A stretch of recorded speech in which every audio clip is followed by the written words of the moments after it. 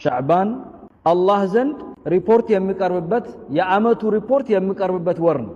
በዚህ ዓመት ውስጥ ያንተ አይን ምን እንዳየ፣ ያንተ ጆሮ ምን እንደሰማ፣ ያንተ ልብ ያንተ ምላስ ምን እንደተናገረች ሪፖርት ይቀርባል። በዚህ ዓመት ውስጥ ያንተ ጆሮ ምን እንደሰማ ሪፖርት ይቀርባል። በዚህ ዓመት ውስጥ ያንተ ልብ ያንተ ምላስ ምን እንደተናገረች ሪፖርት ይቀርባል። በዚህ ዓመት ውስጥ ያንተ እግር ወዴት ነው ሄደችው የሚለውን ሪፖርት ይቀርባል።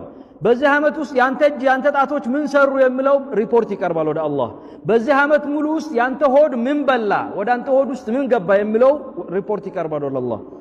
ሁሉም ሪፖርት ወደ አላህ ይቀርባል። በዚህ ዓመት ውስጥ ዓመት ሙሉ የተሰራው ስራ ሪፖርት በዚህ ወር ይቀርባል። ስለዚህ በዚህ ወር ሪፖርት የሚቀርብ ከሆነ ሪፖርት በሚቀርብበት ሰዓት ጾመኛ ሁኜ እንድቀርብልኝ ይፈልጋለሁ አሉ ረሱል ሰለላሁ ዐለይሂ ወሰለም። የባለፈው ረመዳን ያሳለፍነው ረመዳን ሪፖርት እኮ በዚህ ወር ነው የሚቀርበው ወደ አላህ። ረመዳን ሙሉ ሪፖርት በዚህ ወር ይቀርባል።